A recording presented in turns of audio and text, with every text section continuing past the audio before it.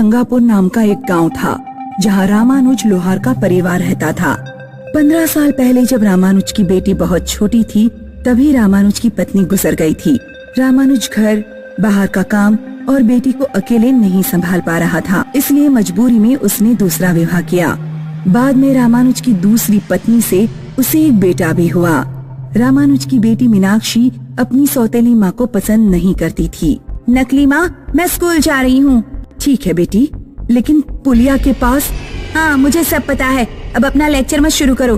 पुरानी पुलिया के पास एक गुड़िया खड़ी होती है जो जवान लड़कियों को सफेद रंग के मीठे बताशे बांटती है। मैं उसके बताशे ना खाऊं क्योंकि वो बुढ़िया नहीं, चुड़ैल है। यही बकना चाहती हो ना तुम? हाँ बेटी, मैं तुम्हारी सुरक्षा के लिए कह रही थी। तुम अपनी और अपने बेटे की सुरक्षा की चिंता करो, मेरे लिए मेरे पापा हैं। मीनाक्षी ने जोर से दरवाजा बंद किया और अपने स्कूल चली गई। रामानुज मीनाक्षी के ऐसे व्यवहार से परेशान था। उसकी कोशिश थी कि किसी तरह मीनाक्षी और लक्ष्मी प्यार से रहे, लेकिन वो मीनाक्षी के व्यवहार में कोई बदलाव नहीं ला पाया। मीनाक्षी घर में गुस्से में रहती थी, लेकिन घर से बाहर निकलते ही उसका व्यवहार सामान्य हो जाता। अरे ओ सुमन, बड़ी तेजी से भागी जा रही है। रुको, मैं भी आ रही हूँ, जल्दी आओ। मैं भी लेट हूँ और तुम भी लेट हो, प्रिंसिपल मैम डांटेंगी।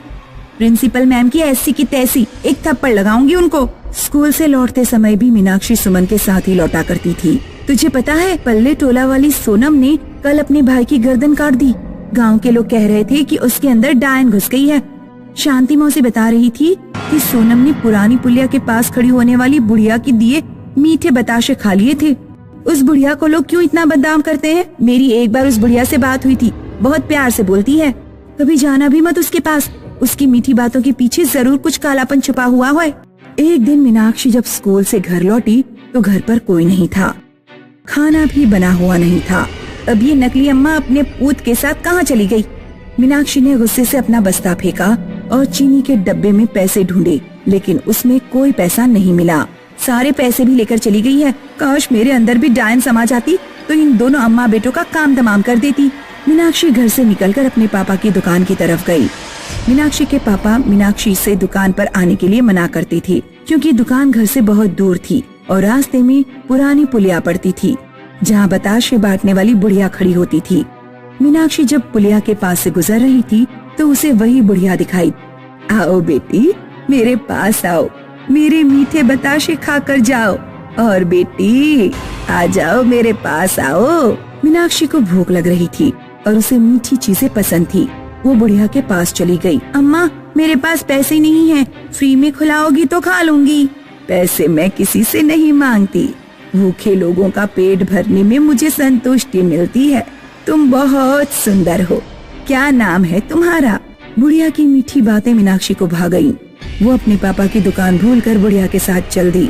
बुढ़िया ने मीनाक्षी को आधे किलो बताशे खिला दिए और उसे अपनी कोठरी में बिठा दिया। बताशे खाने के बाद मीनाक्षी का सिर घूमने लगा। उसने देखा कि बुढ़िया का रूप बदल गया है और वो एक भयानक चुड़ैल बन गई है। डरो मत मीनाक्षी रानी, अब तुम पूरी तरह मेरे कब्जे में हो। मेरे बताशे खाकर तुम्हारे अंदर मेरे जैसी शैतानी शक्ति आ गई होगी। अब तुम कम से कम 3 सर काट के लेकर आओ, फिर अंत में मैं तुम्हारा सिर काट दूंगी। सम्मोहित हुई मीनाक्षी अपने घर पहुंची। उसकी माँ ने पूछा, मीनाक्षी कहाँ चली गई थी? पहले ये बताओ, तुम कहाँ चली गई थी? सोनिया की आज तबीयत बिगड़ गई थी, उसी को लेकर मैं डॉक्टर के पास गई थी। मैंने तुम्हारे लिए खाना बना दिया है, अगर भूख लग रही हो तो खा लो। मुझे भूख नहीं है। मीनाक्षी अपने बिस्तर पर जाकर सो गई। रात में जब सारे लोग सो गए तो मीनाक्षी उठी। उसने किचन में जाकर हंसिया उठाया और अपने सौतेले भाई की चारपाई के पास गई। मीनाक्षी अपने भाई की गर्दन काटने वाली थी, लेकिन रामानुज की आंख खुल गई और वो चीख पड़ा। मीनाक्षी, क्या कर रही हो? मीनाक्षी कुछ नहीं बोली और चुपचाप अपने कमरे में जाकर दोबारा सो गई। कुछ घंटे बाद वो फिर उठी और इस बार हंसिया लेकर अपनी माँ की चारपाई के पास गई। मीनाक्षी लक्ष्मी की गर्दन उड़ाने वाली थी, लेकिन रामानुज बीच में कूद पड़ा और उसका एक हाथ कटकर गिर गया। रामानुज ने अपने दूसरे हाथ से मीनाक्षी को धक्का दिया और मीनाक्षी कुछ दूर जाकर गिर पड़ी। लक्ष्मी और सोनू जाग गए। वे रामानुज को लेकर बाहर भाग गए। गांव में शिवनाथ नाम का एक वैद्य रहता था, जो साधारण चिकित्सा तो जानता था, साथ में तंत्र मंत्र भी जानता था। लक्ष्मी और सोनू रामानुज को लेकर शिवनाथ के पास पहुँचे। पहले तो शिवनाथ ने रामानुज की मरहम पट्टी की और फिर भस्म लेकर उसके घर पहुँचा। मीनाक्षी अपने घर पर लगे लक्ष्मी, सोनू और रामानुज के फोटो पर हंसियां मार रही थी। तुम्हारी बेटी तुम लोगों के सिर काटना चाहती है। लगता है उसने पुलिया वाली चुड़ैल के बतासे खा लिए हैं। तो अब क्या करें? हम अपना सिर तो नहीं कटवा सकते। जब तक वो तुम तीनों के सिर नहीं काट लेगी तब तक शांत नहीं होगी। मैं तुम तीनों के जैसे मिट्टी के पुतले तैयार कर देता हूँ और उनके अंदर लाल रंग भर देता हूँ। शायद इससे काम बन जाए। शिवनाथ ने 3 पुतले तैयार कर दिए जो बिल्कुल रामानुज, लक्ष्मी और सोनू जैसे दिख रहे थे। फिर वो उन पुतलों को लेकर मीनाक्षी के पास पहुंचा। मीनाक्षी, मैं तेरे तीनों दुश्मनों को ले आया हूँ। ले, इनके सिर काट ले और मुक्त हो जा। मीनाक्षी ने जोर से पुतलों में हंसिया मारा और तीनों के सिर अलग कर दिए। ऐसा करते ही वो बेहोश हो गई। शिवनाथ ने अपनी भस्म मीनाक्षी के माथे पर लगाई। तब मीनाक्षी को होश आया। मीनाक्षी को उस बुढ़िया के पास जाने नहीं देना है। अगर ये 3 महीने उसके पास नहीं गई तो फिर उसका प्रभाव मीनाक्षी के ऊपर से अपने आप खत्म हो जाएगा। इसीलिए मीनाक्षी पर तुम्हें कड़ी नजर रखनी होगी।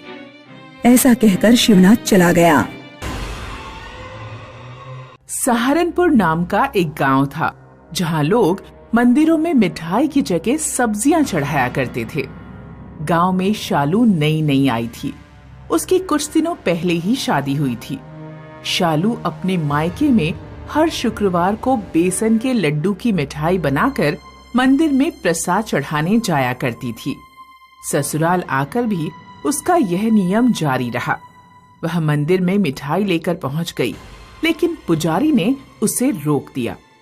जैसे सब लोग सब्जी लेकर आ रहे हैं वैसे तुम भी सब्जी लेकर आओ। यहाँ किसी मंदिर में मिठाई का प्रसाद नहीं चढ़ता। शालू को गांव वालों का यह पागलपन समझ नहीं आया। उसने अपने पति मोनू से मंदिरों में मिठाई ना चढ़ने का कारण पूछा। हमारे गांव में ये परंपरा सैकड़ों बरसों से है। यहाँ एक चुड़ैल रहती है जो इंसानों का भेष धारण करके लोगों को प्रसाद या किसी और तरह अपनी मिठाई खिला देती है। चुड़ैल की मिठाई खाकर इंसान अपना होश खो बैठता है और पागलों की तरह व्यवहार करने लगता है। उसका पागलपन तभी शांत होता है जब चुड़ैल उसकी बलि चढ़ा देती है। इसलिए धोखे से कभी भी गांव में मिठाई लेकर मत जाना, वरना लोग तुम्हें चुड़ैल समझ बैठेंगे। और कोई अगर मिठाई दे तो उसे खाना भी मत, क्योंकि चुड़ैल किसी भी रूप में तुम्हारे सामने आ सकती है। शालू का पति तो ज्यादा पढ़ा लिखा नहीं था, लेकिन शालू ने साइंस से 12वीं क्लास पास की थी। वह भूत प्रेतों में विश्वास नहीं करती थी। अगर गांव के मंदिरों में मिठाई का प्रसाद नहीं चढ़ाया जा सकता तो मैं आंगन में एक मंदिर बनाऊंगी और उसमें प्रसाद चढ़ाऊंगी। फिर देखती हूँ कि मुझे कौन रोकता है। शालू ने अपने आंगन में एक छोटा सा मंदिर बना लिया और हर शुक्रवार को मंदिर में बेसन के लड्डू चढ़ाने लगी। एक रात गजक बेचने वाली के रूप में चुड़ैल शालू के घर आई। लगता है आप गांव में नई आई हैं। हाँ, अभी 2 महीने पहले ही मेरा विवाह हुआ था। बहुत अच्छी बात है बेटी, सदा सुहागन रहो। क्या तुम हर शुक्रवार को मिठाई चढ़ाती हो? हाँ, गांव वाले चुड़ैल से डरते होंगे, लेकिन मैं नहीं डरती। धीरे धीरे गांव में भी खबर फैल चुकी थी कि मोनू की नई बहू अपने घर पर मिठाई का प्रसाद चढ़ाती है। गांव वालों का भी डर कम होने लगा। फिर एक दिन चुड़ैल ने शालू का रूप धारण किया और शालू के पड़ोस वाले घर में अपनी मिठाई लेकर गई। कल्पना, मैं प्रसाद लेकर आई हूँ, लो इसे खा लो। मम्मी ने मिठाई खाने को मना किया है। मम्मी अनपढ़ है, तुम तो पढ़ी लिखी हो। मिठाई खाने में भला कैसा डर? देसी घी की बनी हुई है, देखो इनसे कितनी बढ़िया खुशबू आ रही है। स्वादिष्ट मिठाई देखकर कल्पना से रुका नहीं गया और उसने चुड़ैल की मिठाई खा ली। कुछ देर बाद जब कल्पना की माँ घर लौटी तो उसने देखा कि कल्पना ने एक कुत्ते को मार डाला है।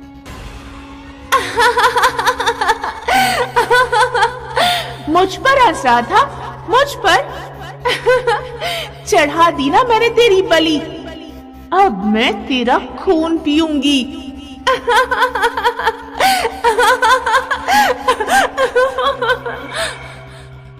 कल्पना, क्या बकवास कर रही है? क्या तू पागल हो गई है? हाँ बुढ़िया, मैं पागल हो गई हूँ, और अगर तूने मुझे कुछ भी करने से रोका तो जैसे मैंने कुत्ते का गला घोटा वैसे ही तेरा भी घोट दूंगी।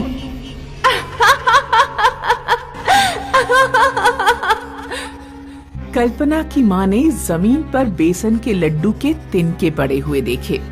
वह समझ गई कि कल्पना ने चुड़ैल की मिठाई खा ली है। वह तुरंत घर से भाग गई। बेसन के लड्डू तो शालू अपने मंदिर में चढ़ाती है। जरूर चुड़ैल ने शालू का रूप धारण करके मेरी बेटी को मिठाई खिलाई होगी। कल्पना की माँ शालू के घर पहुंचकर उससे लड़ने लगी। शालू, तुम्हारी वजह से मेरी बेटी चुड़ैल के शिकंजे में फंस गई। मेरी एक ही बेटी है, उसके अलावा मेरा इस दुनिया में कोई नहीं है। चुड़ैल कुछ ही दिनों में उसकी बलि चढ़ा देगी। अब बताओ कि मैं क्या करूं? चिंता ना करें मौसी, मैं आपकी बेटी को चुड़ैल के शिकंजे से बाहर निकालूंगी। शालू जानती थी कि चुड़ैल कभी न कभी कल्पना को लेने जरूर आएगी। शालू कल्पना के पास गई। कल्पना ने शालू पर हंसी से हमला किया, लेकिन शालू ने हार नहीं मानी। उसने किसी तरह कल्पना को एक खंबे से बांध दिया। शालू ने आंगन में एक गहरा खड्डा खोद दिया और उसके ऊपर घास फूस डाल दिया, जिससे पता न लगे कि आंगन में गड्ढा है। अमावस्या की रात चुड़ैल कल्पना को लेने आई। आज बहुत दिनों बाद एक जवान लड़की की बलि चढ़ाऊंगी।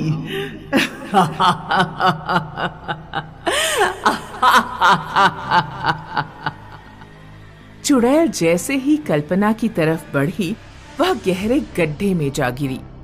शालू ने गड्ढे में फेविकॉल भर रखा था।